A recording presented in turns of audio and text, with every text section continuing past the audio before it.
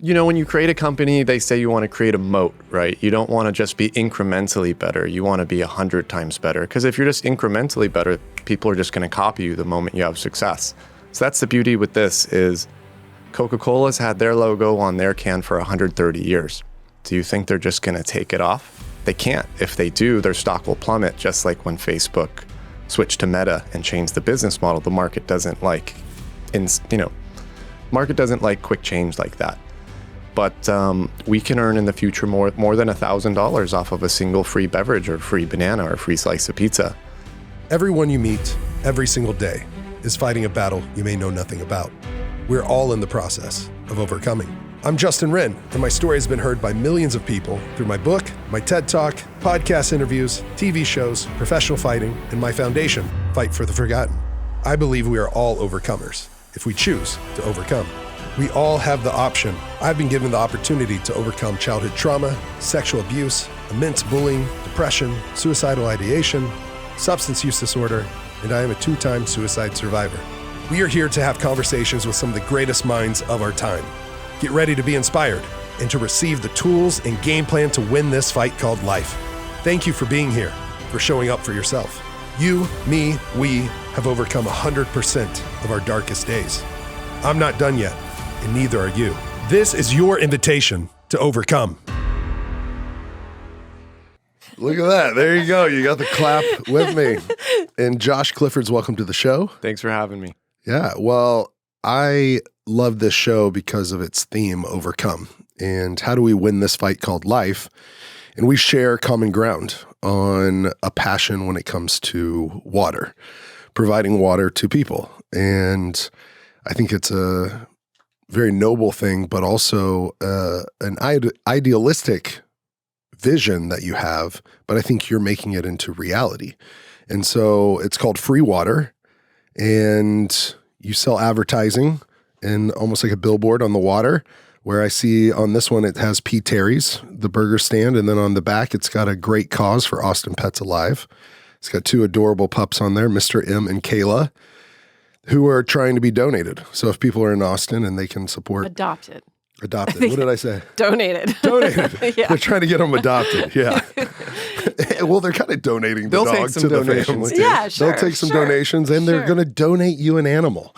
Maybe Mr. M, the adorable dog on there. And so. Well, I'm particularly excited about this episode because I know Josh and have had him on my show and is one of my favorite episodes. And so I'm so excited that you get to dive in with him and hear even more about his story and about what Freewater is doing, what he's doing, and his vision for the world. Yeah. I'm so excited. Free water, maybe free beer. What were we just talking free about? Everything, Smart. Justin, actually. Free everything. Freewater is just the first product of our future free supermarkets here in the States. Wow. And then free vending machines? Yep, free vending machines coming soon. Wow. Before South by Southwest this next year. That's the goal, That's the goal. That's the plan. Well, Josh, introduce Freewater to us, and then we'll get into your story. We'll get into how this came about, and then the vision for the future as well. Sure. Freewater is just the first product of our future free supermarkets or free Amazon, however you want to frame it. Wow. And Free we do aluminum bottles and paper cartons of natural spring water, and it's free because the packaging is the ad space. And it works because the price of advertising has outpaced consumables such as groceries. And so you could print anything on the package, you could connect anything on the internet with a QR code, and if you want to even advertise beyond the packaging, you could put whatever you want with augmented reality. So it's almost we call it a triple blank canvas, three layers of real estate there per bottle. So, wow. And when you say augmented reality, so let's say Fight for the Forgotten as a nonprofit. If we had a donor that wanted to sponsor a bottle to put, instead of Austin Pets Alive, but Fight for the Forgotten there. And let's say we're helping a village right now in Uganda. We're going to build a water reservoir because it's very hard to drill a well in these mountains surrounded by the rainforest. We're also going to do rain catchment, but I've never seen in my life people do this kind of water walk. And I've gone on every one that we've ever drilled a well for when I was there. So the first 13 wells we drilled, I would go on the walk with them. and see what their daily grind was like. And they're carrying 20-liter jerry cans, which are 40 pounds. 40 pounds. Yep, 5 gallons. And they'll do it 2 at a time. Yep. And oftentimes, just that water walk is 4 hours round trip. And so these people are doing that, but they're going up and down mountains, and then they're actually rock climbing to get to the spring. 1 month out of the year, it's a little waterfall. But right now, they're literally having to take a small cup, fill it up halfway, basically in the sand, right behind a rock, and then fill up their 20 liters. That right there alone takes them about 15 to 30 minutes per jerry can just to fill it up from the cup, because the water has to fill back up. And so the ledge that they're walking on is literally not wider than their feet. It's about a 3-inch ledge. Someone recently fell and they died instantly. And so if one day we wanted to film that walk, which we have video of it, but could you make that into augmented reality where on the bottle they could scan it, and then if they had some sort of device, they could like go on that water walk with us?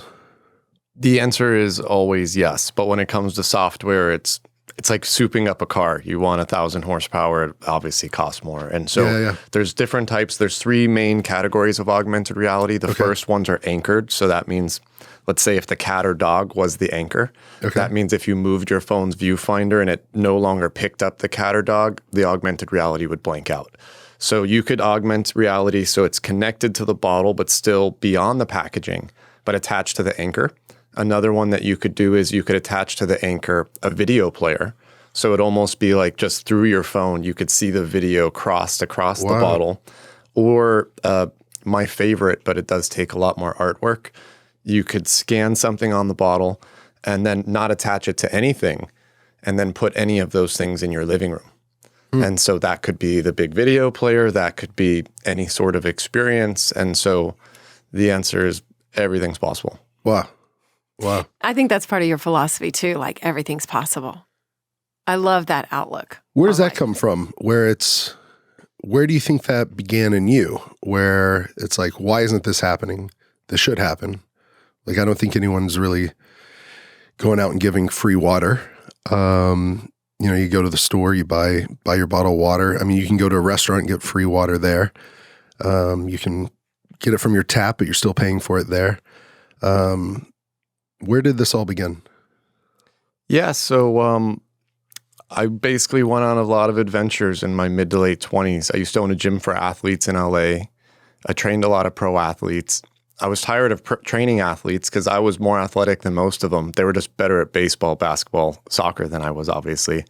So I was like, I'm not done pushing myself. I got rid of the gym, didn't know what I was going to do. I bought an RV, like an old 1980s Toyota Dolphin one, the 4-cylinder, couldn't go more than like 40 miles per hour. I've never even heard of a Toyota Dolphin. And so I traveled around America for about 1.5 years. Yeah. Ran out of gas money, sold it. Went to South America for about half of a year and didn't know what I wanted to do. So I decided that I didn't want to be a personal trainer. I wanted to get paid to take people on adventures somehow, like a Bear Grylls. Nice. And so knowing that I didn't have those skills, I enlisted in the Army to go from civilian to Special Forces medic, which was the hardest job that I could apply for job training wise. It was like 3 years of training.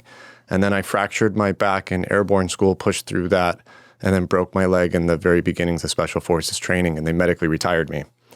And so then I was out. I was about to be 30. So for my 30th birthday, I was like, fuck it, I'm going to sell everything I own. I'm going to do a trip around the world this time. And my goal was 100 countries in 4 years. Wow. And so I was on country 25 or so, month 8 or 9. I was in Rome for 5 minutes. And then I was blown away by the story of these 2 Nigerian refugees. And I had felt guilty because I was on this trip around the world, living it up, partying my ass off. And there was refugees all over Europe. But if you read the USA news, it didn't matter if it was like CNN or Fox. It basically said, hey, these refugees were tainted. There's something wrong with them. And I didn't agree with that. So I canceled my trip around the world. I made a nonprofit called Save the Refugees. And we fundraised money and helped more than 10,000 people in 18 months. That's awesome. And it was those people's stories that kind of opened my eyes to the whole water, food, medicine crisis, because at least 20% of the people we worked with said they left their country because they didn't have water, food, or medicine. And so that's when the brainstorming for this kind of started. Wow. And so when you say you helped 10,000 people, what was some of the needs that you met? Well, at first it started, we were just giving them food, clothing. A lot of the work that we did was in Belgrade, Serbia, and it was the winter time. Some of these people from Afghanistan are wearing sandals when it's like this deep in snow. And so a lot of it was shoes, socks, gloves. Right. But we noticed a need to be their best friend because we found that the big box nonprofits treated them subhuman, like take this food and get the fuck out of my face. And so a lot of these people needed a friend. We'd be like, hey, what can we do to make your day better today? Sometimes they wanted a pack of Marlboros. Sometimes they wanted a bottle of beer. So we gave them what they wanted. We listened to them, and they all had a lot of really sad stories. Yeah. And so, and it went back to water, food, and medicine. 80% of them because we bombed their house to the ground. 20% of them because they didn't have water, food, or medicine. And so after hearing those stories, I was already working on a free project at the time for transportation. And I was like, okay, I'll do free water, food, medicine one of these days. And then it all started, like really dove in. I was making a video for Free Taxi later on, like a year and a half later. And the camera guy wanted a box, or he wanted some water. So we go into the 7-Eleven by Times Square, and there I saw some boxes of boxed water is better. Are you familiar with the brand? Mm-hmm. I looked at it, I was like, what an ugly logo and what a waste of real estate. And then I looked at the box and I remembered the missing people on the milk cartons from back in the day. And I was like, wait a minute, we've always had the ability to print photogenic images on packaging. Must be better now than 50 years ago. But now everybody has a phone in their pocket with a built-in QR code reader and NFC chip scanner, so you could bring anything to life. And so pivoted from that into free groceries and been working on it beyond full-time since 2017. Wow.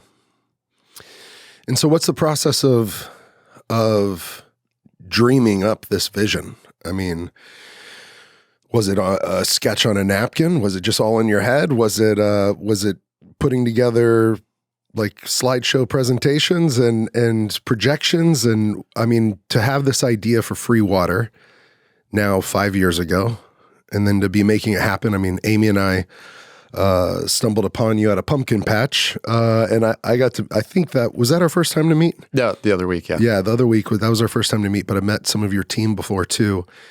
Some of them were at one of my speaking engagements, and they just came up and they were like, you gotta meet Josh, you gotta meet Josh. But I've had Amy telling me for quite a long time, you gotta meet Josh, and have him on the show. Oh, I was like, this is a Rogan level conversation. Like, this is, yeah. Yeah. So.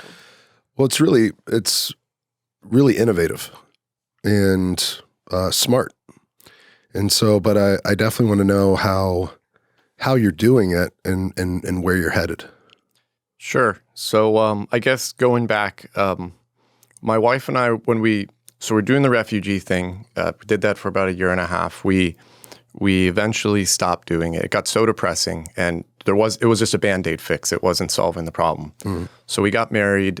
We moved to the small country of Montenegro, and we were retired, living on the beach there. And so one day I had a beer, and I was like, you know what? I'm going to kind of mess around, draw some stuff in the sand. I bet that I could solve this stuff.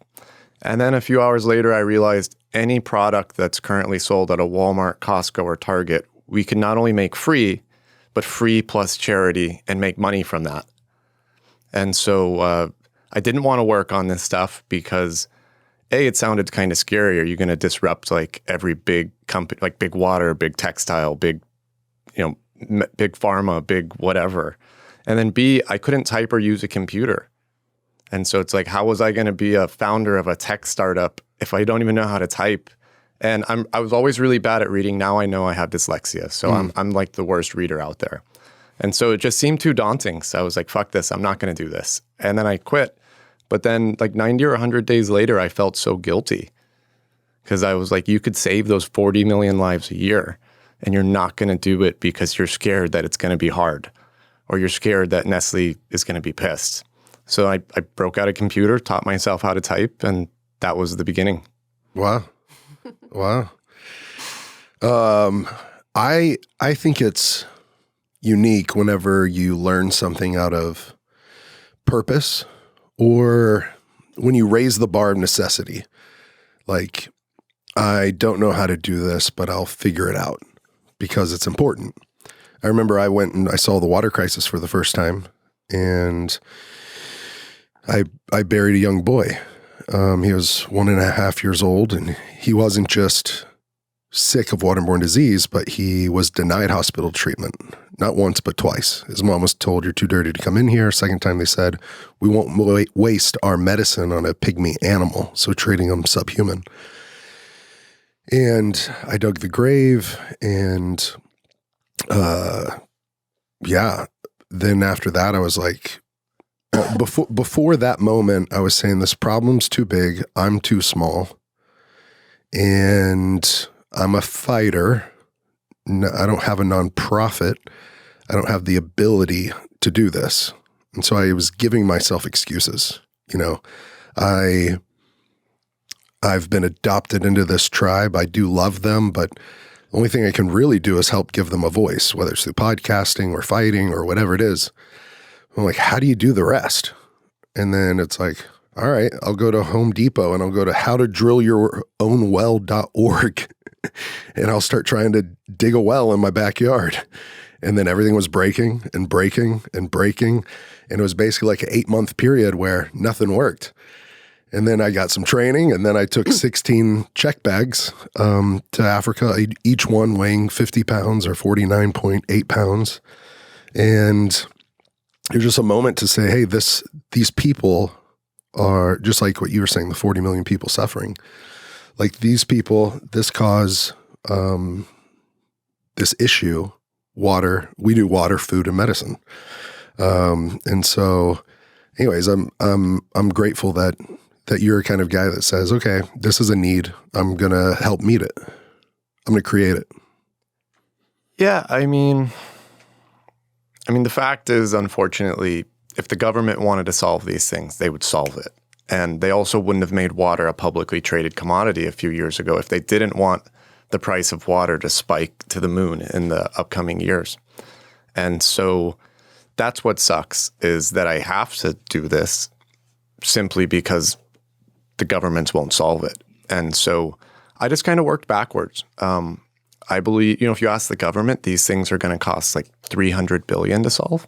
But hey, we spent $1 trillion just in the war in Afghanistan. So obviously they could have solved it if they wanted to. But my calculations are actually, you could end the global water crisis permanently, for example, for less than $10 billion. And so then it was like, well, where to get that money? And so I realized, okay, if I donate a minimum of 10 cents per beverage to charity, the average American spends $300 to $500 on bottled water every year. Now I just have to get people to save money. 10%. How much is that? The average person spends $300 to $500 a year in the USA on bottled water.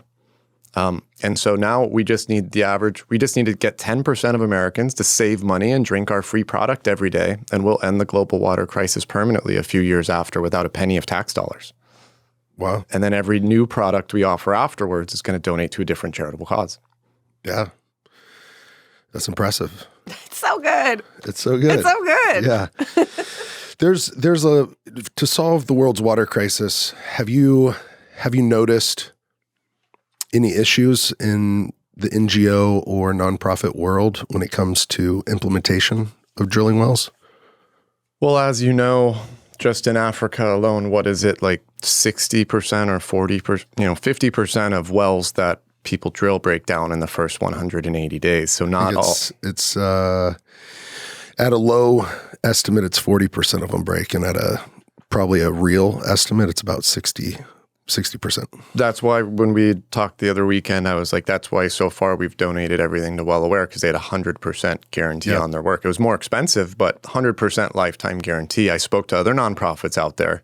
They have zero guarantee. And I was like, well, what happens if your well breaks down? They're like, well, it's that whole give a man a fish, teach him how to fish. If they can't fix their well, like they're shit out of luck pretty much. Yeah, but then you have to take ownership of, as an organization, not training them, not equipping them, not educating them, and not empowering them to be able to do that. So that's what we do, is we give them the tools. We train them how to drill the wells, how to maintain the wells. They start like a local little treasury or board that puts aside like maintenance cost, just very small amounts. But a well might break down and it's a $2 or a $200 max fix normally. But the sad fact, or the reality people need to face is that there's 230,000 broken wells in Africa right now. And that's minimum. 230,000 broken wells, that's billions of wasted charitable dollars just in Africa. And that's because the locals are put on the bench or they're put in the stands. They're not even on the team and they're not included to be part of solving their own problem. If you ask those other nonprofits, they all have their boards and but they don't take ownership of it like you're saying you've been doing. And so that's the problem. They all have the blanket statement, oh, we have a board and we make half of them women because women are, which is true, women are the ones that are bearing the burden of fetching the water. But even though they're saying a lot of it's still bullshit. I mean, they're not, if it breaks, they're not fixing it. Fightfortheforgotten.org. You can go check out Fight for the Forgotten, the foundation that I started. It is my passion project. It is something that I love so much because of the people we get to help. We get to help the pygmy tribe who adopted me in help themselves. We say opportunity is greater than charity. Charity can be great, but opportunity is just always better. That's why we've drilled something like 80 water wells already, providing over 30,000 people clean water. We've started sustainable farms, bought back over 3,000 acres of land for the people who originally owned it, put it in their name. We built 32 homes, and now we're about to start a health center, a school, and a marketplace. They're going to have a maternity ward, a pediatrics unit, and a dental suite. You can join the Fight for the Forgotten Fight Club at fightfortheforgotten.org. We would love, love, love to invite you on this journey to join this fight arm in arm with us. Our fight club, it's a monthly giving club. You can give $5 or more a month, and that empowers us to empower people. Thank you for being on this journey with us. I invite you to come along for the ride. It's been absolutely epic, putting love and compassion in action and fighting for people. Fightfortheforgotten.org. Join our fight club. Yeah, it's, and there'll be a big sign of the NGO that came there and drilled it. And it's like a massive billboard. A massive billboard for failure. Yeah, exactly. And then even, not even only for failure, but if you think about for the people that are there who don't know how to drill the well, don't know how to get the water, don't know how to maintain the well, because they weren't educated or included. Now when that well's drilled and they erect a sign to it, it's like, this isn't ours, it's theirs. And so when it breaks, they think, well, they have to come back and fix it. So it's just a broken model, meaning if the only option is for someone else to do it for them, they'll settle for that. But it's kind of crippling to a community, or at least to the human spirit, to be like a father not able to provide water for his wife and children who are carrying the burden, carrying the water, or for anyone to be able to be part of it. And so I think the most crippling part is the journey that they're taking. Yeah. And then a nonprofit comes in, hey, we're going to save the day and we're going to build this water system for you. And then it breaks down in 180 days. Mm-hmm. So to do that few hour walk every day, to carry 50 pounds in each hand to sacrifice your education or any of your free time to go survive. Mm-hmm. And then they're like, yes, now I could do anything. I'm going to go to school and become a doctor or whatever. And then within 180 days, back to the walk again. And so I think that's the most crippling part, to be at the lowest of the low almost, then to be at the highest of highs, and then right back to where you started within half of a year. Yeah, and to have the mother be able to go get a job or the children to be able to go to school, and then to be basically plucked out of that. But not only that, you got to think about the water crisis and what it does. They have intestinal amoebas or parasites or viruses, and once you're able to take the medicine with clean water, not with dirty water. So you're washing, normally they're washing the pills down with dirty water. And so it's to help them survive, not to cure it, but to just keep it at bay. And then you get clean water and you can take the medicine again. I've put hundreds of people on a scale to be able to give them the different types of medicine and get it out of their body so that they have clean water. But now you are in the process of healing over 6 months. Like it's a process to heal and to make sure you have clean water the whole time. But now the well goes down, and literally the fix might just be taking the top of it off, pulling it up to where you can see, okay, there was a coupling that got stripped a little. All we have to do is put another coupling on there, or it's literally just screwing a piece of PVC on or a little spot of galvanized steel that costs nothing. But if they don't have the tools to do it or the education to know how, now they're sick again. And now the kids, even if they're in school or the mother gets to keep her job, they're going to spend, or the father going to work, they're going to start spending time at home from being sick during the day. It's crazy. It's pretty fucked up. Yeah. Yeah. And so for you, the overarching mission is to get this all over the nation. Yeah. So the counterintuitive part is we happen to live in a country with a large population.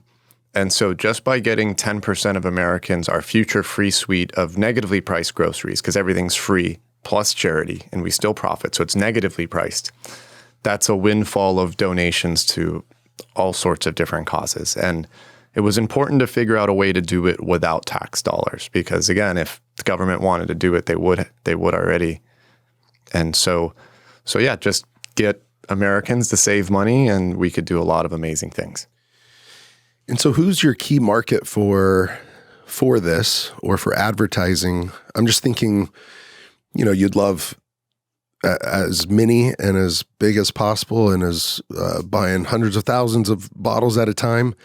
But if someone wants to get involved now and you're kind of not a startup phase, but a building out and building up stage, maybe it's someone going to a convention and they want to be able to have free water to give, or it's someone with a small business or someone with a podcast and being able to drink your water on the show that promotes their show and a cause that either they love or that y'all support, or a school. Maybe it's a school or Special Olympics, whenever they come there and they have their events. How would they get a hold of you and or your team and see that some of these bottles are made? They reach out through the website, freewater.io, fill out a get a quote. Amy's got that pulled up now, that we can pull up on screen for Spotify. The beauty is it's a literal blank canvas. And so it's whatever you want it to be, right? And so we've got traditional marketing use cases, Department of Defense use cases, which we spoke to the government about the other day, humanitarian aid. So like in the future when there's that big hurricane or whatever, you're not going to hand them a bottle of Dasani or Evian. You're going to print the life-saving information on the packaging. This is where the food drop is. This is how you apply a tourniquet. This is how you purify water. Scan this QR code to get the latest info from the government. Scan that one to give the government the info they don't need. So it could be whatever you want. I spoke to a large corporation the other day. They're like, what can you do for us? I said, well, on one hand, you could use it to advertise.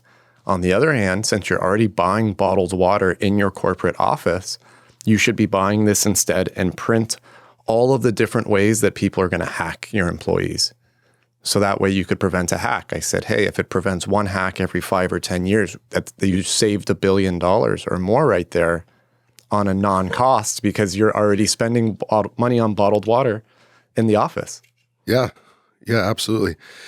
I wonder what else they could do, employee of the month or, anything, anything.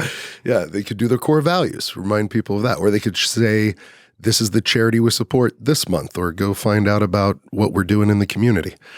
Yeah, that's the beauty is it's a blank canvas. And so other companies use their real estate to advertise themselves. That's really limiting.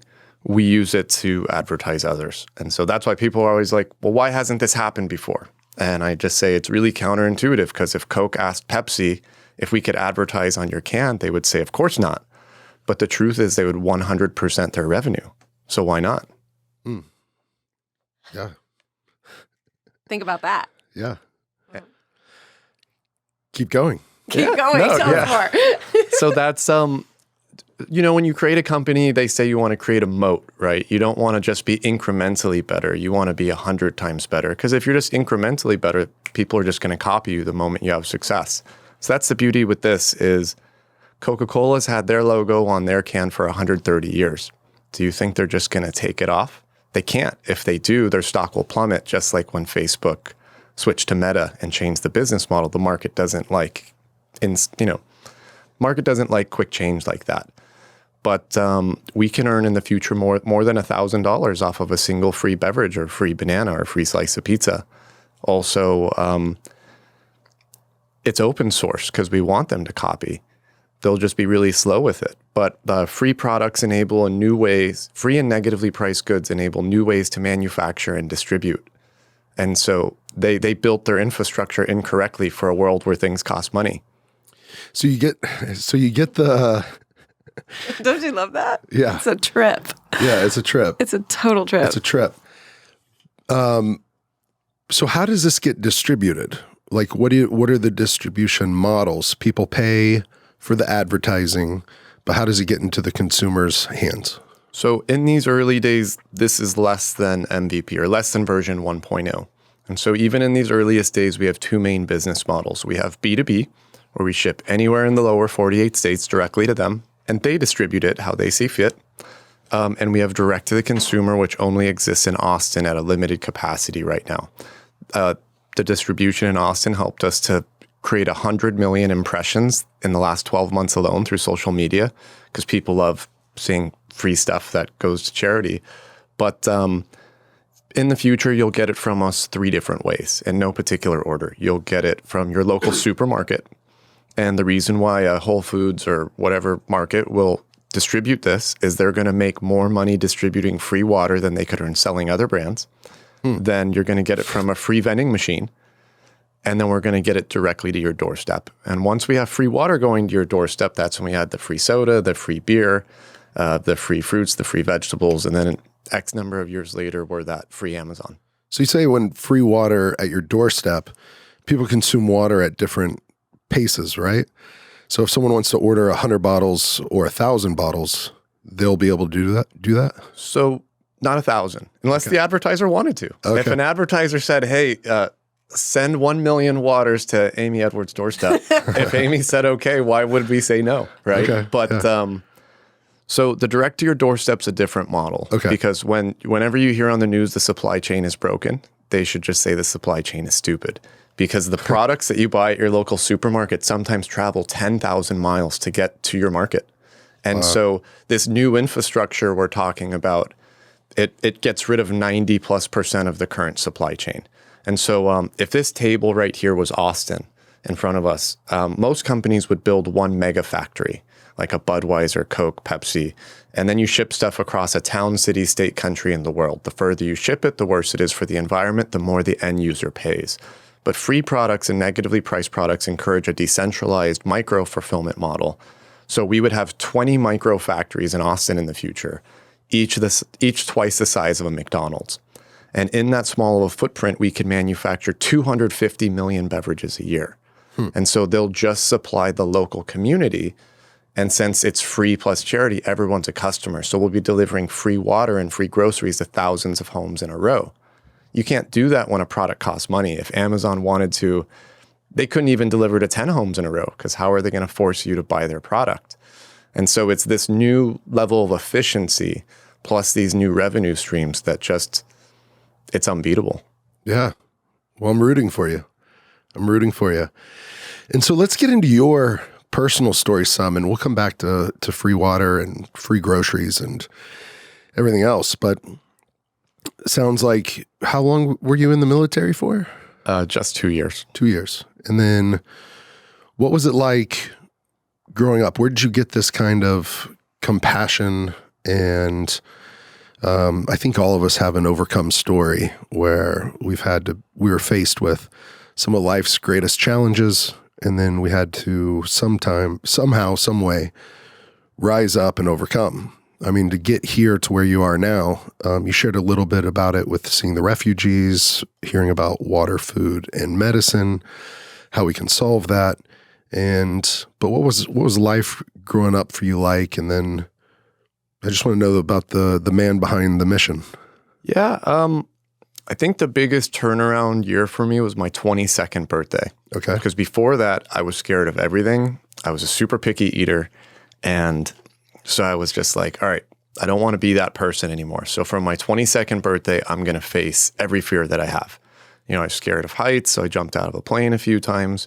One I thought could be a fluke, so I did it a few times. I was scared of swimming in super deep water, so I started doing some free diving and some other stuff. I was scared to get in a fight, so I just volunteered to spar at every gym in LA.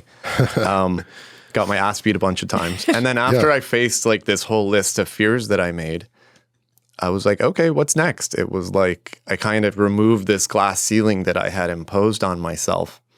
And then that's when I like got the nerve. I was like, you know what? I'm making a lot of money, but I'm just going to get rid of my gym business and start doing other things. And the adventures just got bigger and bigger and bigger. Yeah. And then for sparring, were you doing MMA or boxing or kickboxing? I would go to John Jock Jiu-Jitsu for about half of a year. John Jock Machado. I would get beaten up all the time. I'd do boxing, kickbox. I mean, anything.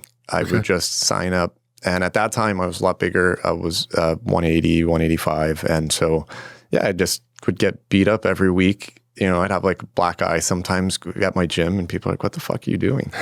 And then, just like I said, I just stopped being scared of stuff. And that was really helpful. And when you were a picky eater, were you a mayonnaise guy or no mayonnaise? Mayonnaise on a sandwich, but like I wouldn't eat bananas. I wouldn't eat eggs. I wouldn't eat cheese unless it was like melted on a burger or a pizza. It was like cheesy. Cheese. I didn't eat anything. And so like I went on a trip to Costa Rica and almost everything I was scared to eat, I just put on the table. Yeah. And then that pretty much took care of that stuff. That's good. I still don't like mayonnaise. No mayonnaise. I used to have to make coleslaw at my grandfather's barbecue restaurant, and I just haven't. Huge jars of mayonnaise. I mean, like 2-gallon jars. Favorite. Yeah. What are you scared of now? And do you apply that same thing when you notice it? I think now my biggest fear has always been lack of time, because I really always push myself beyond 100% to try to accomplish as many things as possible. But no matter how hard you work, there's only so many hours in a day, only so many days in your life. So I think time is always the biggest one, but everyone has that same issue. So what are you going to do? Come on, can't you create more time too? You're doing the rest of it. Free time. Free time, yeah. Free time. That's version 8.0 or 10.0. Yeah. Yeah. And it sounds like you're a guy that wants to not only live and love, but matter. You want your time here on earth to matter and to give what seems to be a radically big gift to the world. And I mean, door to door to everyone in Austin, but the nation, and then it providing clean water to the world. I think too, just to tack onto that, one of the things that you mentioned earlier that I remember when we talked was, this feeling of feeling guilty if you don't do it. Like when you have an idea or this impetus or this sense of, oh my gosh, this should happen, and you kind of wait for someone else to do it, but you finally have to do it, which I'm sure you know too, like, yeah. Yeah, I think for me, it's, I've never really had a fear of, I guess, dying, or a fear of not doing things, because, except for like, my greatest fear is at the end of my life, what woulda, coulda, shoulda happened? Who could I have helped? Who could I have loved? What could I have left? That really outlives me. That it's not about me, but it's important enough to be here in the world. So I got to help put it into action, whether it was mine or it was gifted to somebody else, but just making sure that like we leave this world better than we found it. And yeah, so where does that come in for you? As Amy said, just guilt. I'm the only entrepreneur that I've ever met in like Silicon Valley or Austin in this startup community that just runs on guilt. Because when I realized that we could save 100,000 lives a day and I'm not going to work on it because I can't type or I don't want to disrupt these big companies. It could sound dangerous for my wife and I just felt so guilty. And so, it took me 5 years to accomplish what I foolishly thought I was going to do in 1 or 2. And so, there was like super low lows. And then when I thought it couldn't get any lower, there was like 10 floors of even the deepest, darkest depths of startup hell. And if there wasn't that guilt or if there wasn't the why behind what I invented, I would have quit years ago. And oh yeah. And so, everyone has that day where you don't want to do stuff. And for me, it's always that guilt that gets me working on the project 24/7. Yeah, I wonder if you feel like there's a difference between guilt and shame. I've heard it said before that guilt is I did something bad and shame is I am bad. And so I'm wondering if guilt in your mind, yeah, you're doing it out of guilt, but really it's not really. With that comes an ownership or a responsibility, because I think guilt can lead into transformation, or can lead into making changes that you're needed to make. Guilt is kind of this check-in or checkpoint where it's like, oh shoot, I feel guilty that I did that. And if you don't let it get to shame where it stops you from becoming who you're supposed to be, but you let it kind of mold you, shape you, and make you grow, then guilt can be a tool to better yourself and better the world around you. Yeah, I mean, for me, it was the guilt that I knew I could do it, but I wasn't going to push myself to that level again. Because when I wanted to be an athlete, I pushed myself to the extreme. Yeah. When I wanted to be a Green Beret, I pushed myself to the extreme. When I was volunteering with the refugees, I pushed myself as hard as I could to help those people. At that time, for whatever reason, I felt like I didn't have any more of those drives. And especially on something that was much bigger than anything I ever tried to tackle before. And I wasn't successful fully to what I wanted to do at those things. I got hurt before I got my Green Beret, stuff like that. And so the first thing I try to do, I try to give away the idea. I try to contact like the Gates Foundation. I try to contact these people, but since I can't read or write very well, they probably looked at my email like, who the fuck is this guy saying? And so I couldn't give the idea away. And so that's when it all started. But because it was a different type of project, I gave myself numerous outs to win. Before in the past, with any of my entrepreneurial endeavors, other than a failed nonprofit or two, I had one way to win, which was make money. And so this time I was like, all right, I got to give myself 2 ways to win. Way number 1, we're going to make such a compelling case that the world's largest companies squash us like a bug and open a better free supermarket that donates more money to charity. If that happens, we save those lives anyways. We win. Way number 2, I get my money back. Yeah. And so we're pretty confident if we quit today, we already accomplished the worst case scenario, because people are already starting to copy from around the world. Some big companies are also starting to slowly change their business models, but we just need to keep pouring it on, keep scoring touchdowns to drive that innovation and force the faster change. Yeah, well, you just reminded me, a company that supports Fight for the Forgotten is named Jasco, and they're in Oklahoma City. And they give away 50% and they're a for-profit company. They make like electronics and a bunch of other stuff, but they make things with like GE, Energizer, the little night lights that are for sale at Home Depot and Lowe's that like will project a Disney character or a Marvel hero. They make all those. And from the start, they were giving away 10%, and they went up to like 20 or 30. And then this is like a 40, 50-year-old company. And then they went up to 50%. And the employees love working there because half of what they do goes to... It's important. Yeah. goes to the community or somewhere in the world.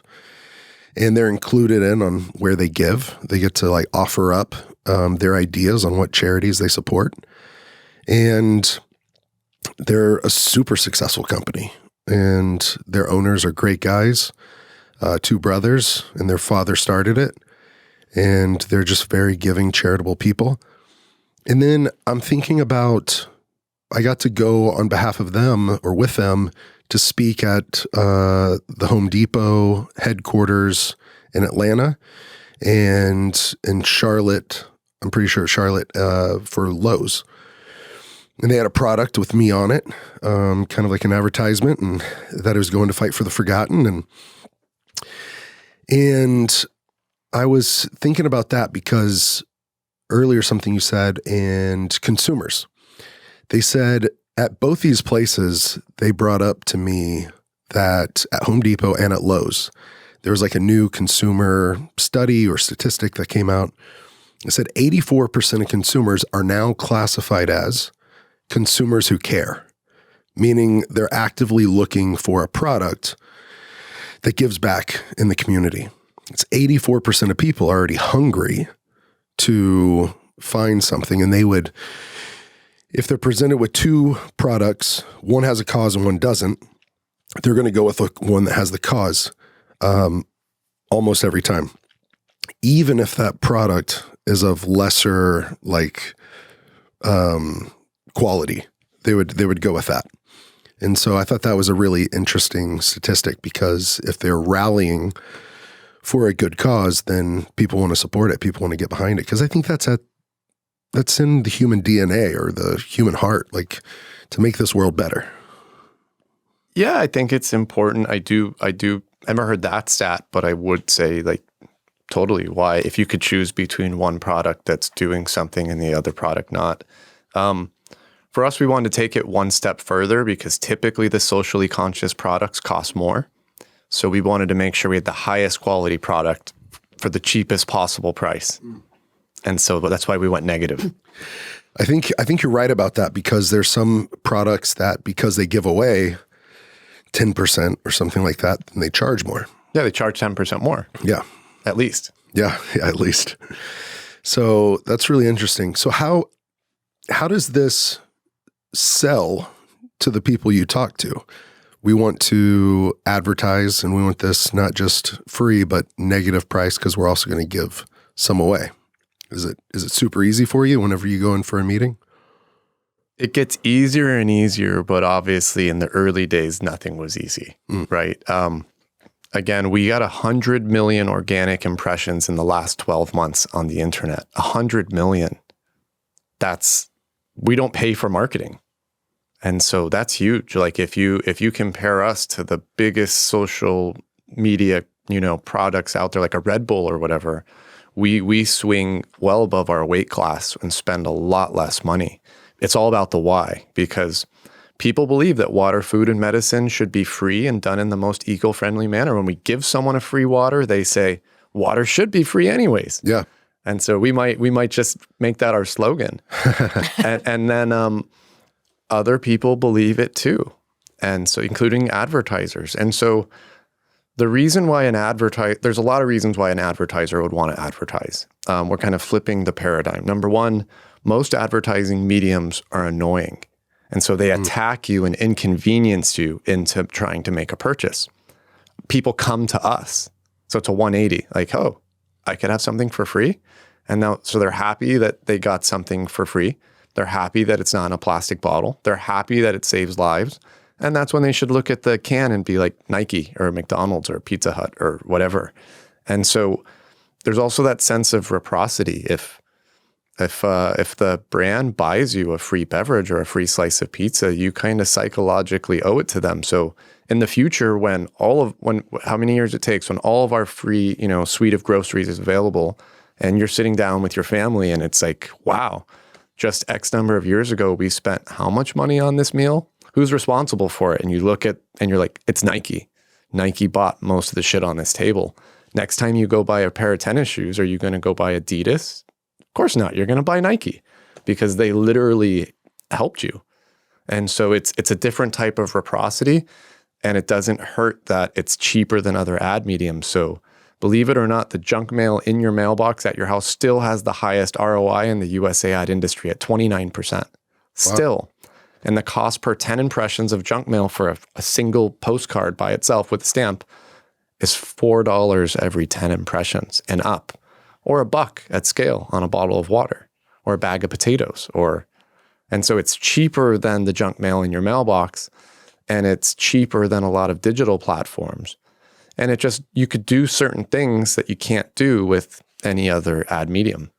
Isn't that crazy? It's cheaper than a digital way to reach you, because digital's just, it's on your phone. They don't have to print anything. They don't have to send it. It's cheaper than some. So some digital things could be a penny, even a penny an impression for not targeted. But as you really target it and reel it in, then it's 30 cents. Or if it's a click, like cost per click, it's $1. So at cost per click, then now that's a price of a bag of potatoes at scale, right? And so, and digital has its, every ad medium has what it does great. Yeah. And so digital does certain things well. It gets you to, download an app, join a website, follow someone on social media, buy something right on the spot, or it could take you into a store.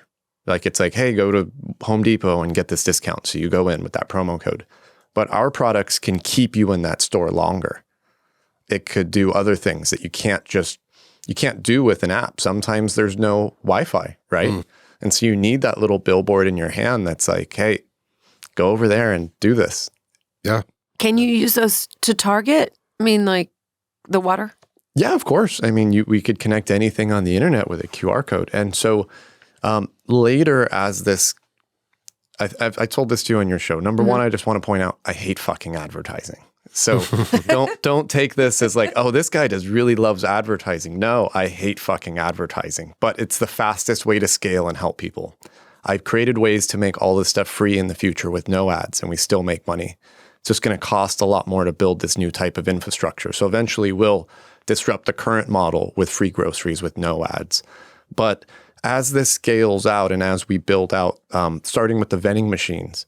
So the first version of the vending machines, we're just walking down Austin. You're like, oh, there's a free vending machine. It's going to say, download this app, watch a couple ads in your phone like YouTube. Then you're going to pay like Apple Pay, boop, and out comes your free beverage. And that's going to limit it to 1 to 3 free snacks per person per day. Otherwise, you might empty out the machine. Yeah. And so once we have a vending machine on every corner in the country and then scale out to the world, we're going to be combining the smart vending machine, the app, the label applicator, and the label printer, and our own future form of like Google AdWords with its bidding algorithms, which means now the advertiser could bid on the real estate in real time. So we're walking down the street in Times Square. We all go to the vending machine. We're going to get an individualized paint job on every bottle, not just an individualized QR code. And so with those bidding algorithms, we might get up to $20 or $25 in that Manhattan vending machine or Times Square, New York City on New Year's Eve. Meanwhile, we're always going to get $1 in Flint, Michigan or Jackson, Mississippi, which pays for those people and still donates to charity. We'll still be extremely profitable. And so those same bidding algorithms will be applied to supermarkets. The better the location, the more money we make, the more money we pay them to give away free water, which increases foot traffic. People are going to buy other products. The most likely advertiser in that supermarket are all the brands in that supermarket. Same thing on your doorstep. So you will open up a 24-pack and you'll have 24 different individualized bottles just for your family. Wow. And it can happen like that fast if you're using, technology, right? Nothing that I said right now doesn't exist. It's just a reshuffling of decks, and it's just a fact that it's so counterintuitive. It takes us longer to scale than other startups because when you're the first at something, you always have to score 10 times the touchdowns to prove yourself. If we were just the Uber of something else, because every startup is the gig economy of something, it would be 10 times easier to do stuff. And so as we're scaling, we'll keep scaling into these new business processes, and it just gets better from here on out. You mentioned your low lows, like 10 times below, whatever, 10 floors below. What have been your biggest hurdles, and what were your lowest lows? Like, what have been some of the biggest things that you've had to overcome business-wise? I mean, to start, I was terrified of computers. I was always the athlete and jock. I graduated high school in 2003. I didn't use a computer in high school. Back then, the teachers were like, if you type something, you might cheat. So you have to handwrite everything. And so that was fine with me because I hated computers. And so first it was teaching myself how to use a computer. Then it was different programs in it. Then it was the fact I knew nothing about marketing to start, or I didn't know anything about manufacturing, or so it was like the first 2 years, just people door slamming in my face. You're fucking crazy. And at first I tried my best to launch in Europe because that's where I invented this. And I personally like the lifestyle of living in Europe better. You don't need a car. You walk to the farmer's market every day. You go every day. Your stuff isn't wrapped in plastic. I would go get a loaf of bread every day from the bakery. If you didn't eat it, it's like a brick at the end of the day. You could throw it through a window. So it was like fresh bread that wouldn't last for months. We'd go to the butcher shop. Everything was wrapped in paper. Everybody knew I really liked that. But I couldn't raise the capital needed in Europe. But most importantly, I couldn't find in Europe, it's 1,000 times harder to find people who will work for equity than in the US. It's still hard in the US. Maybe 1 in 100 are willing to do it. But in Europe, it's maybe 1 in 10,000. So then I moved to America. And at first we were in Silicon Valley for 9 or 10 months. And I quickly realized, okay, a lot of my business processes that I created were based around European culture where most people walk. So I assumed, okay, they're going to walk by the vending machine. They're going to walk by a kiosk. They're going to walk by a store, and you just give it to them. But I was living in a house full of people that worked at Facebook and Google at first, and they had everything shipped to their house, even like bags of tomatoes. And I'm okay with shipping groceries to my house, but I like picking out my fruits and vegetables. I'm really particular about like picking that steak from there and picking this because I want to look at it. But these people didn't. And so I was like, oh, fuck, I have to invent a way to now give Americans free local delivery in the future. But this is a save the world kind of project. So I raised the bar really high. I was like, I got to be able to give people free local delivery. Our delivery drivers need to earn 5 times what you could earn at an Uber or like a gig economy job because we want everybody. We want this to benefit everybody. And then we have to save money. So how do you save money? How do you pay someone 5x what the economy is currently paying for that?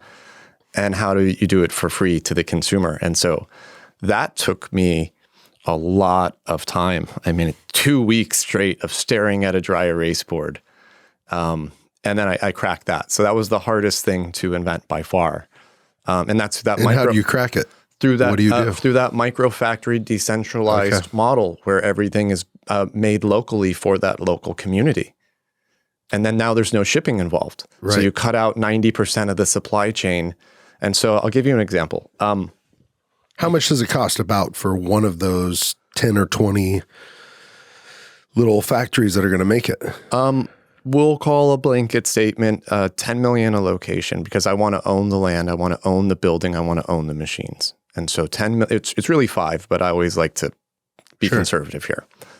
So 10 million per location. And so that box right there has a 24-pack in it. You'll get 4 of those boxes on your doorstep.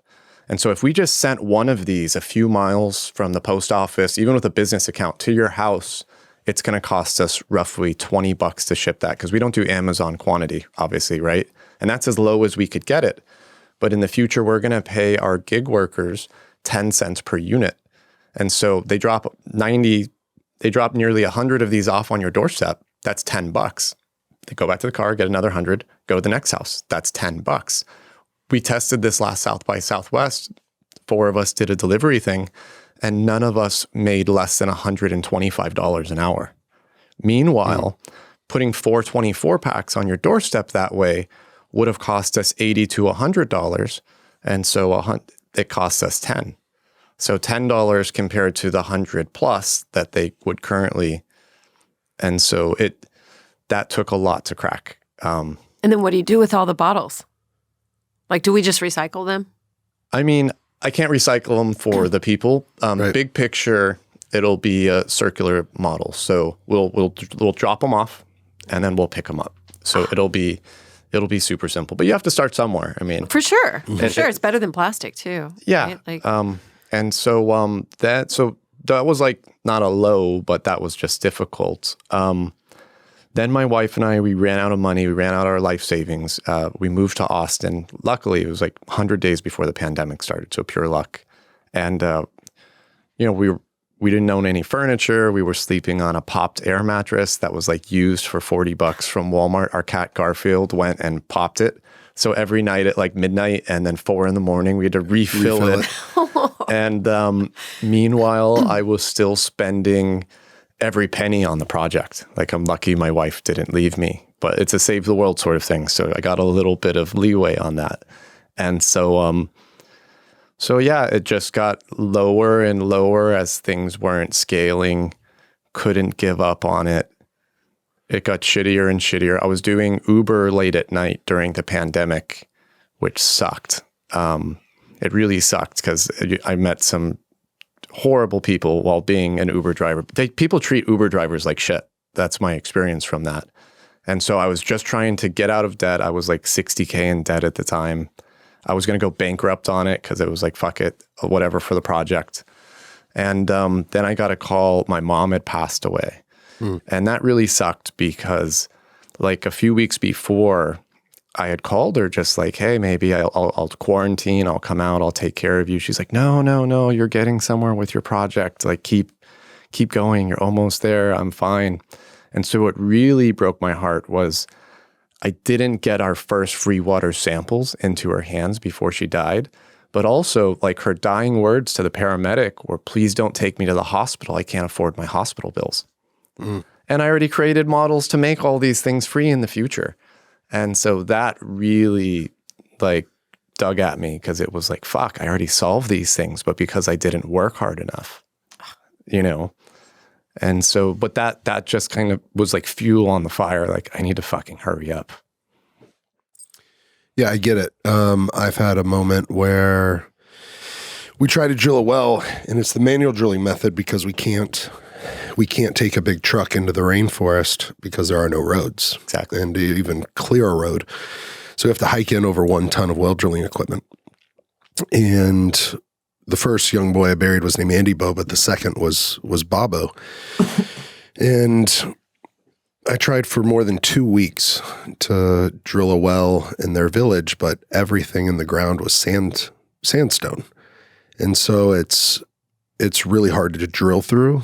You have to drill that deeper, or do you have to? You have to get through it. And sandstone can be harder than granite actually to get through, because think about sandpaper. And if you rub that on anything, it sands wood, right? It sands stones down. And so metals will get dull, they'll bend, they'll warp. Mess up the bits. Yeah, it'll mess up the bits. So I was really putting them through all the stress, trying to wrestle with the earth to get, my whole team was.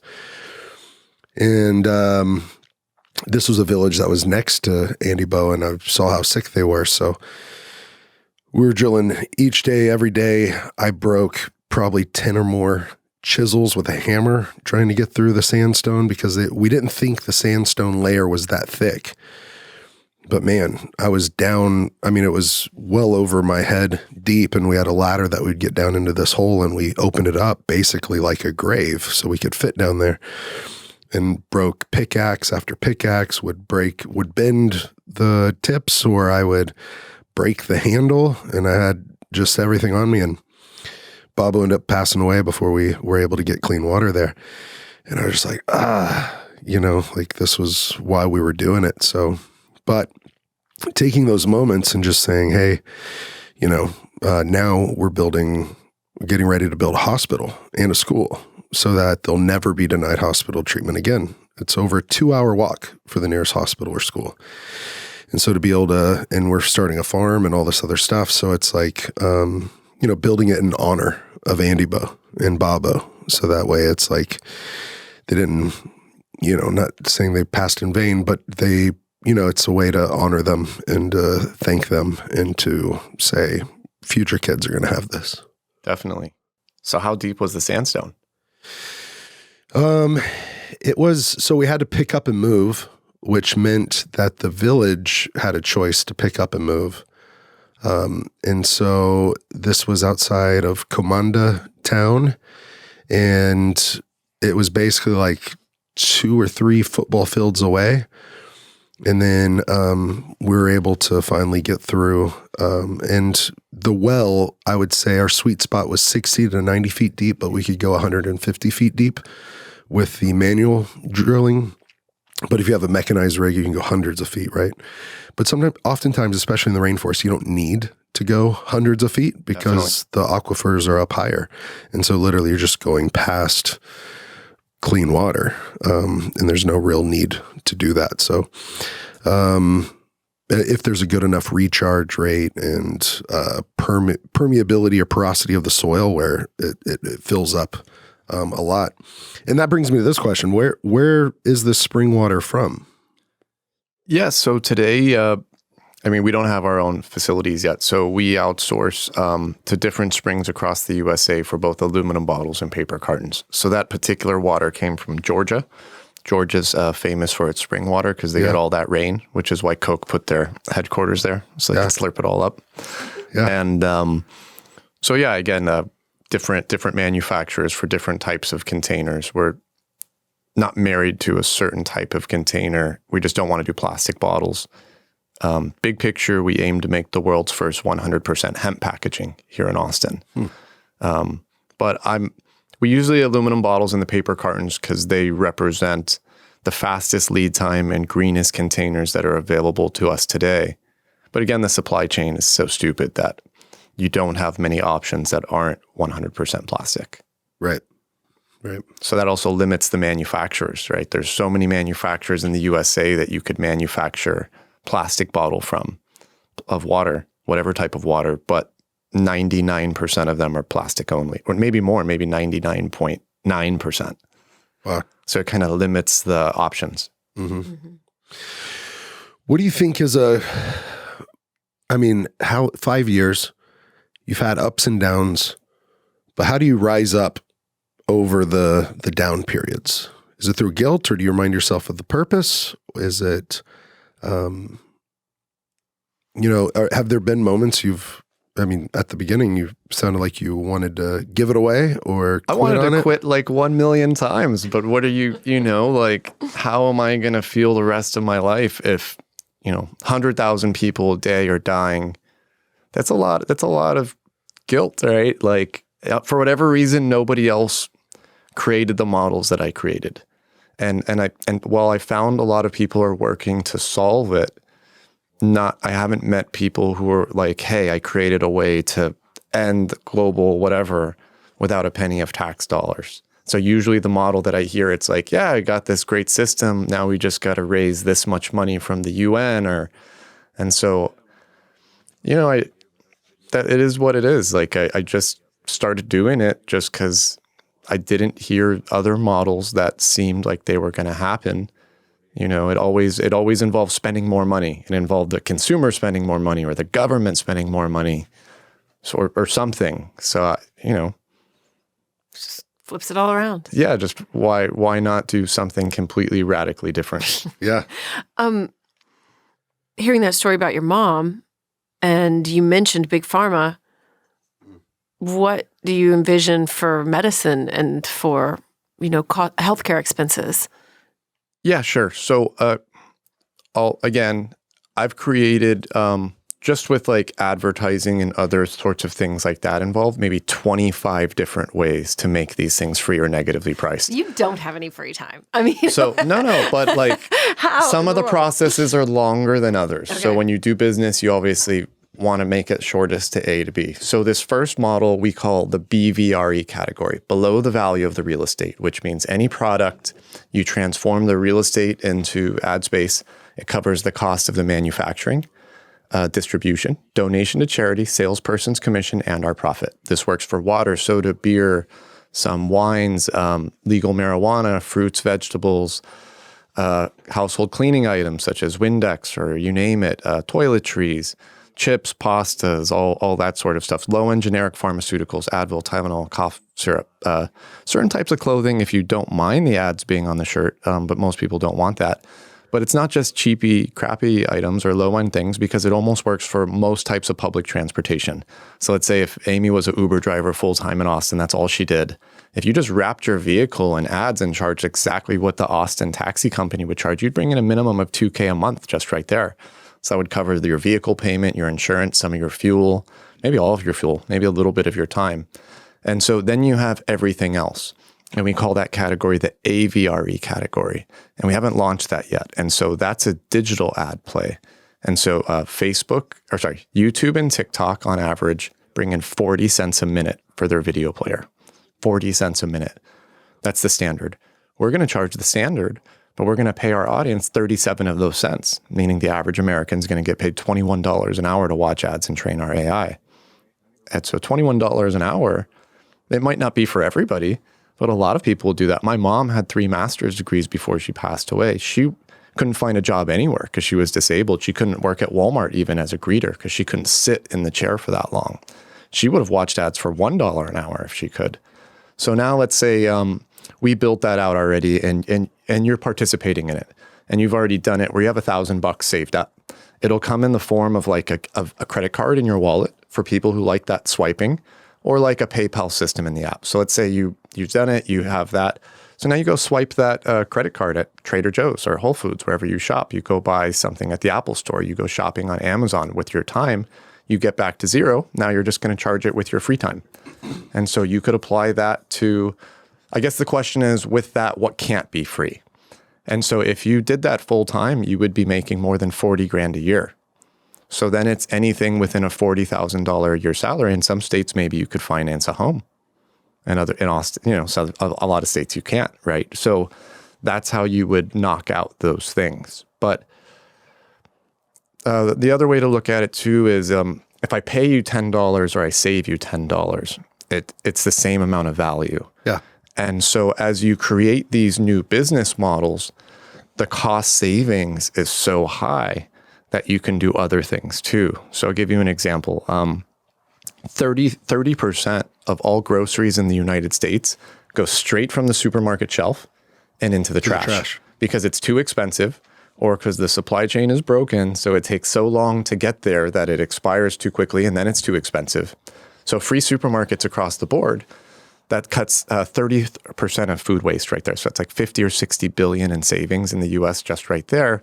But it's more than that because that piece of fish was caught in Alaska or in Argentina. So the fuel it took to catch that fish, then it's wrapped in styrofoam and plastic, right? Well, that came from oil in Saudi Arabia. Then that oil was shipped in a tanker to China, where they were the largest creator of plastic pellets.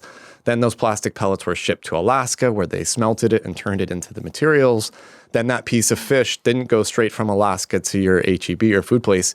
Usually it has like 7 stops each time. And then they take the pallet, remove it, empty the truck, then fill the truck. And so it's so much stuff just to have it thrown away.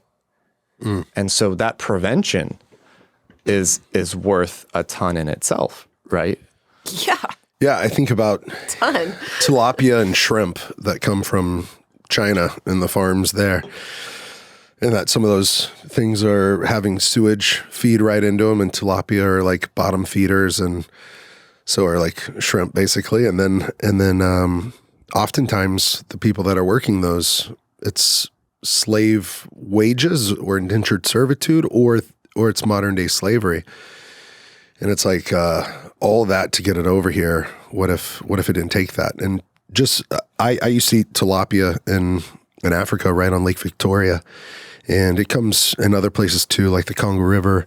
But a tilapia fillet we get here is like not even the size of my palm, but in Africa, I mean, these things are massive, right? I mean, they're gorgeous, they're massive, they taste good, and they feed you a lot. But just think about that farm raised stuff, how much smaller and how just wasteful, like what you said, wasteful it is. Yeah. So the future is free, or negative price. The future is free, but it's local.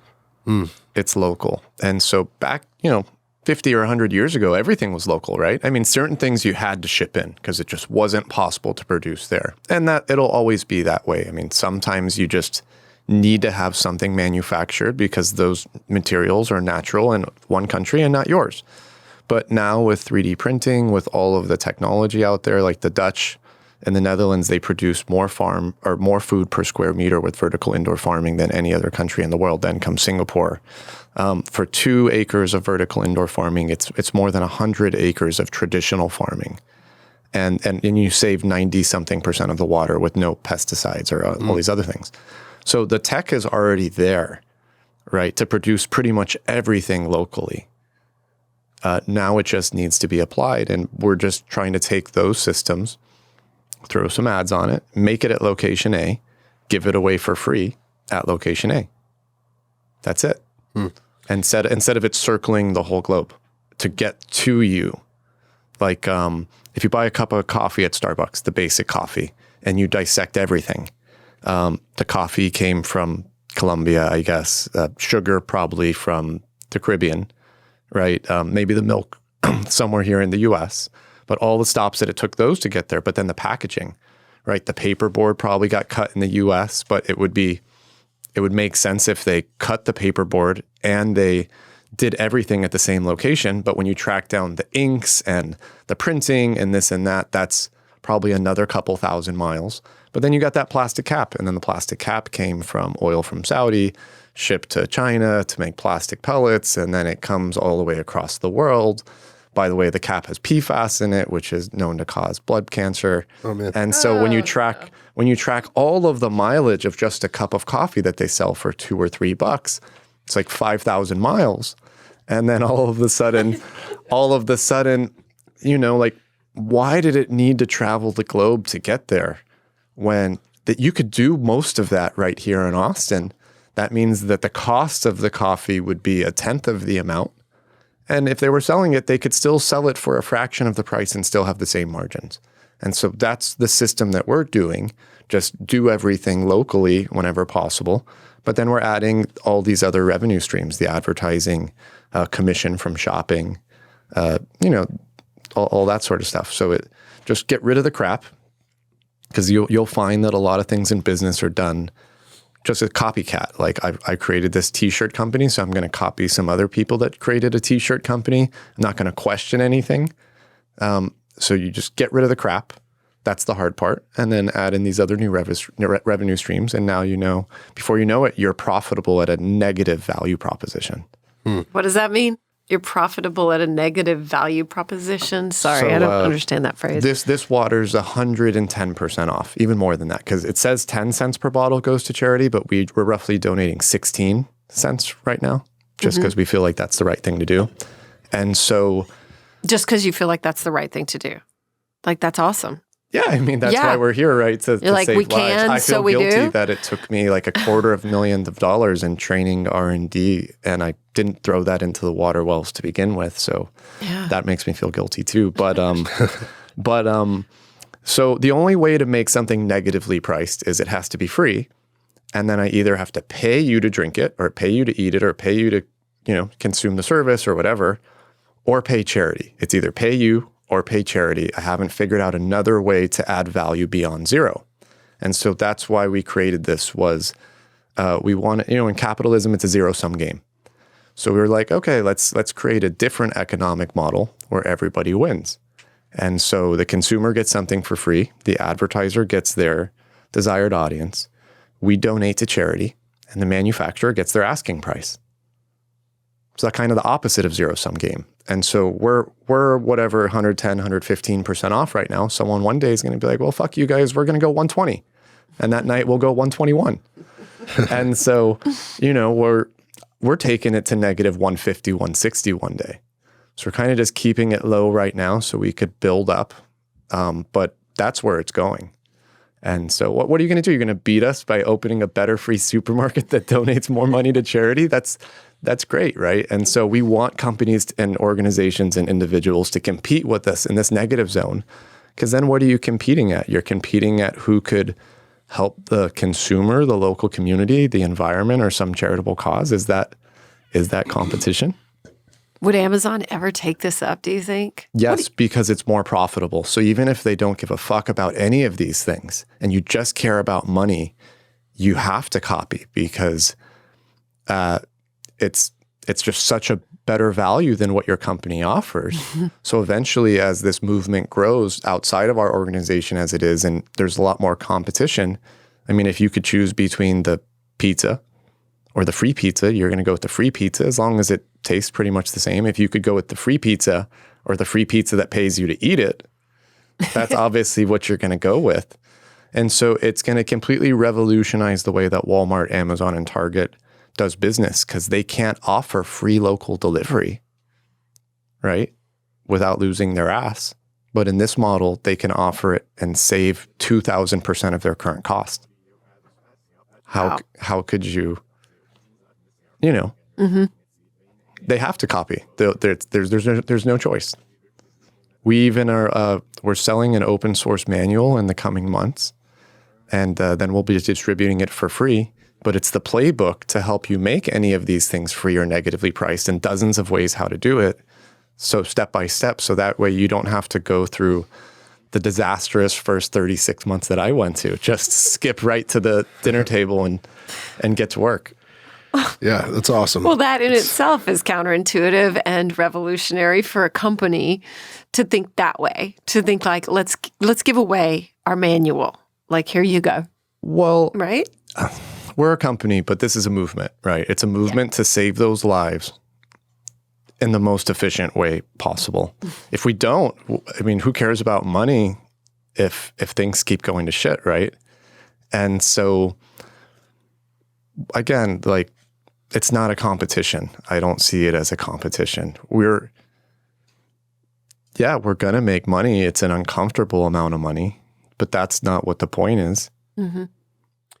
I wonder, so like you said something about 50 years ago, and talking about the supermarkets, and I saw that statistic or the news article that said more than 50% of our food available at grocery stores weren't invented 50 years ago. All the different, whatever you call it, preservatives and cereals or candies or whatever it is. You go in a grocery store, and I was like, I don't know if that's true. And I looked around, I was like, oh my gosh, everything's in boxes and bags except for produce and meat. And a lot of the stuff that's in the deli department, right? Like, that's processed stuff that's sold that you put in a microwave. And it's like, wow, that's so true. How do we get back to what, like basically our ancestors and original man, and you're saying go local. And then I'm thinking about it because, I mean, that's just such a shock, right? We got to go back to that, but make it better in new, innovative ways. I saw that boxing glove behind you that's signed by some of our donors and supporters.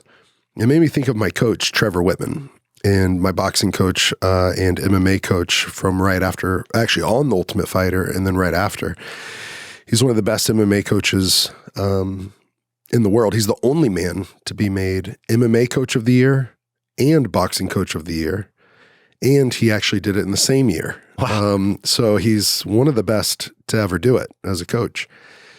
And he's inspiring. He's kind of an outside the box kind of thinker.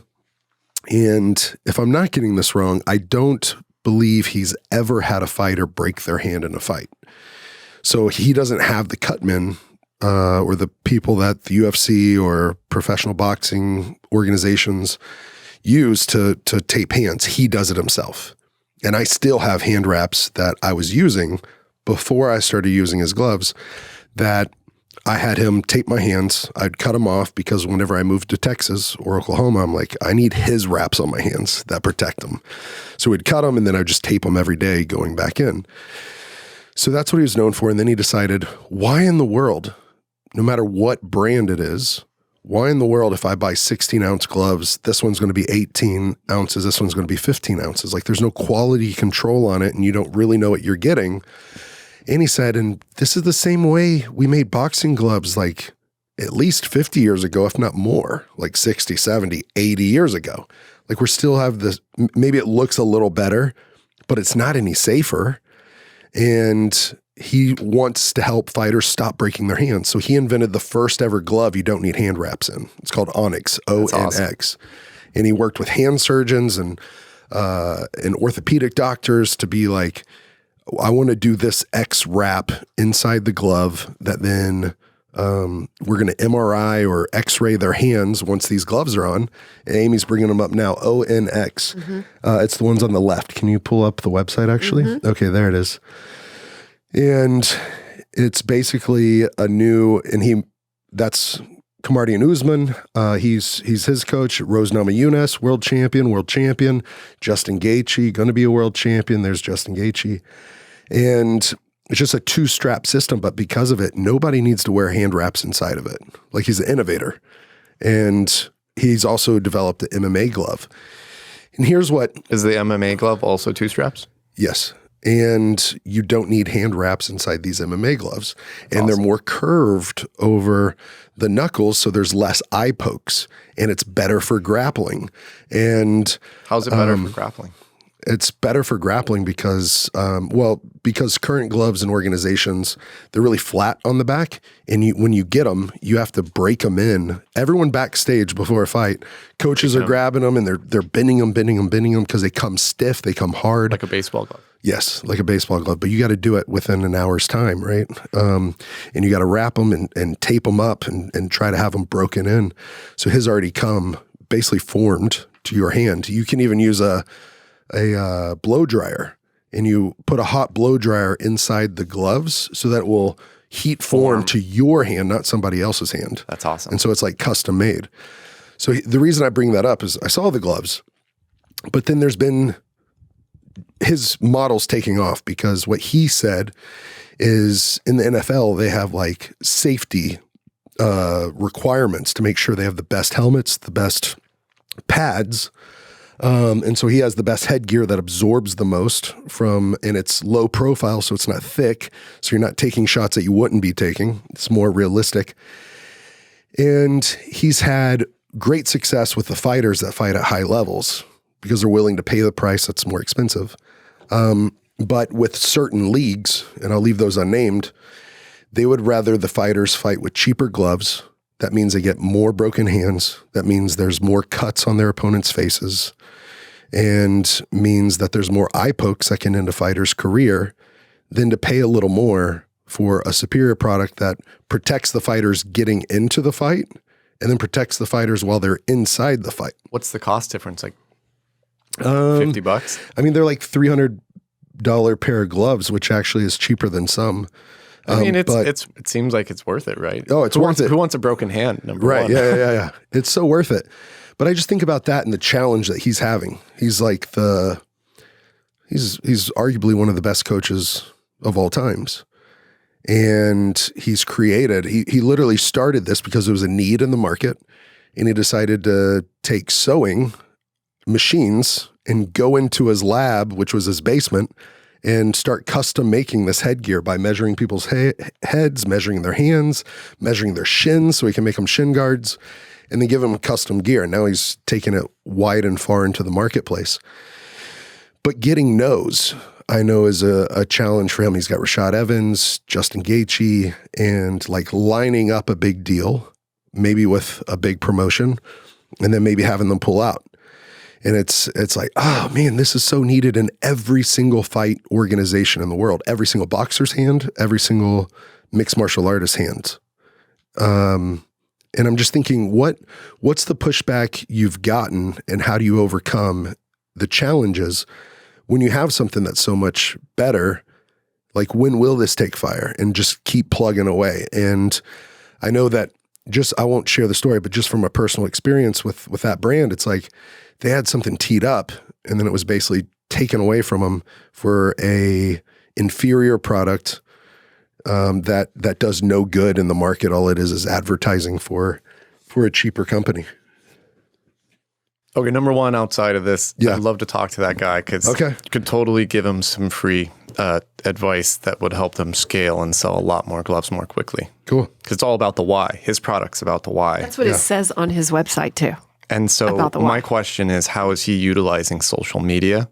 Because I think he could be doing it 1,000,000 times better, even though maybe I'm wrong because I don't know anything about it, but we could probably help him would love to help him for free just to where he could blow get this 100 up. million views in a year. Views in a Because year. he could probably 10x that with having people like Rashad Evans involved. and Usman and just all the people, Rose Namajunas. Yeah. So I just think it depends on, it's always your outlook in life, right?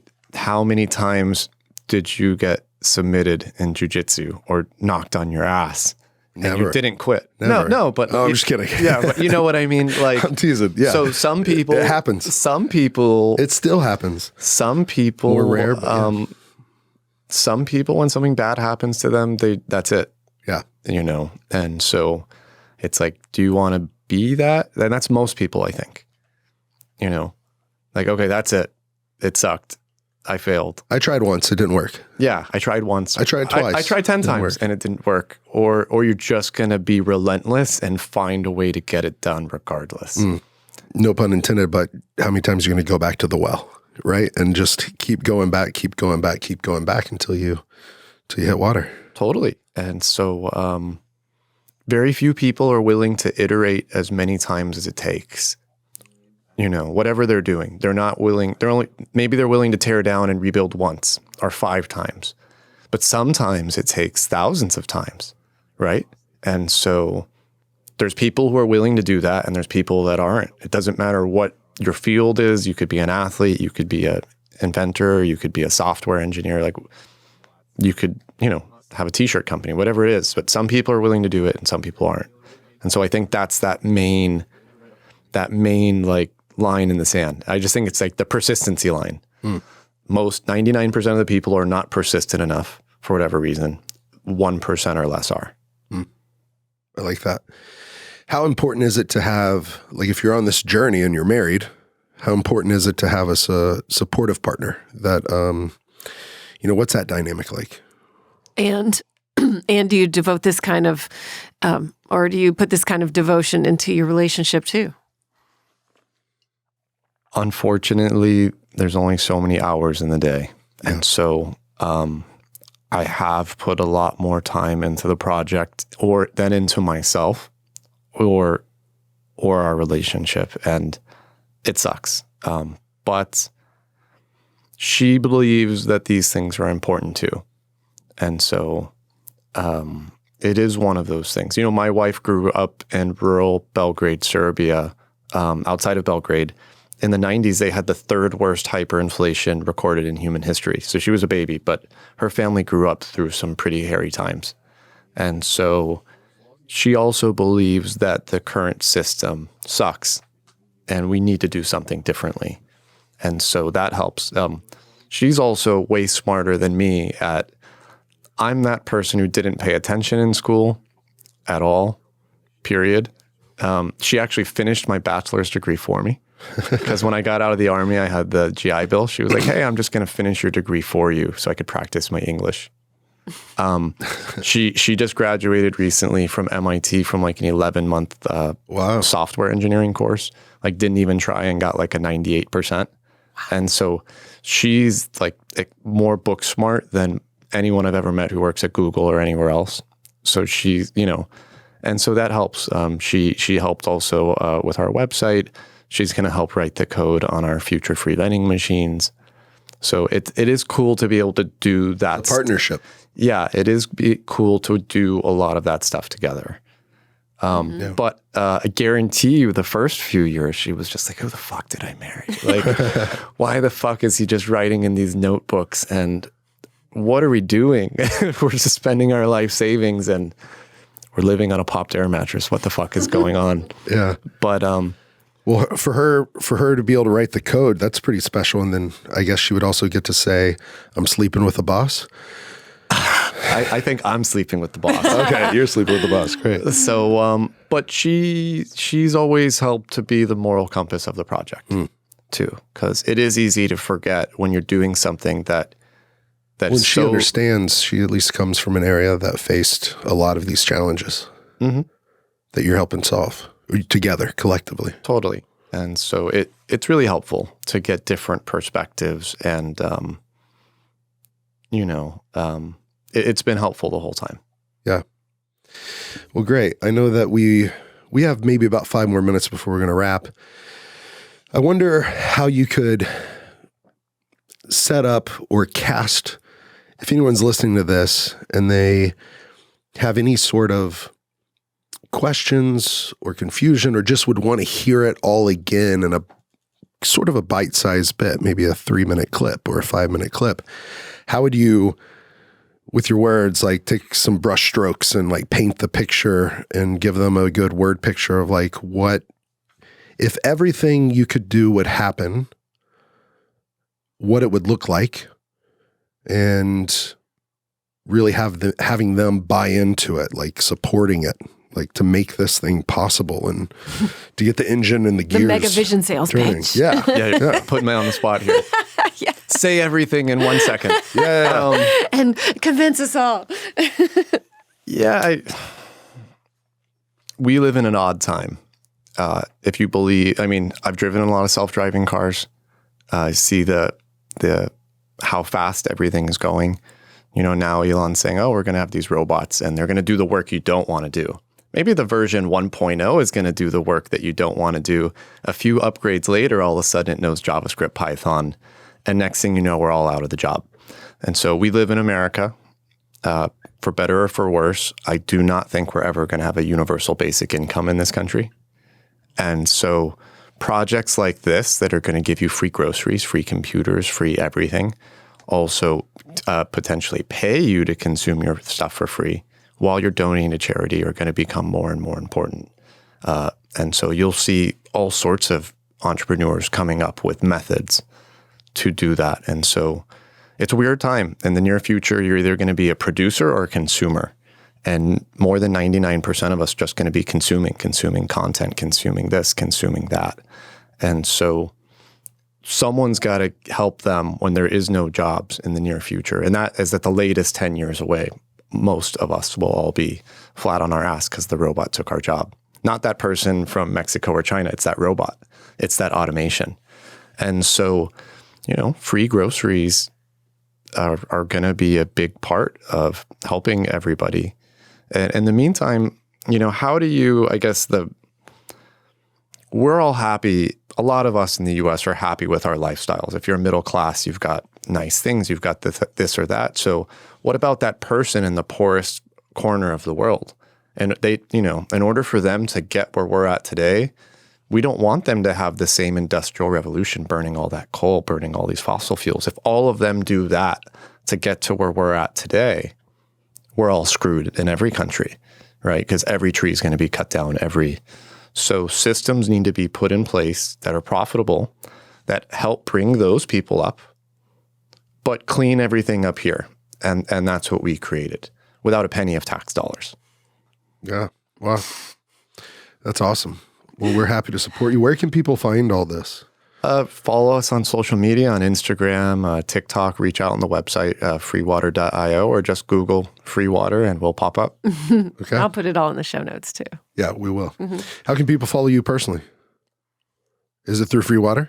Yeah, through Freewater. You could just Google Josh Clifford, something will pop up. You could listen to this cool podcast or the one I did with Amy a little while back. The one with Amy, it was one of her favorites. So if you liked this, just let's go back. Something so revolutionary and so world-changing just appeals to me in so many ways, and it just blew me away, like what you're trying to do. I mean, why not? We're doing it. We're not trying. Well, Yeah. I'm sorry. Happening. Yes, let me rephrase what you're doing.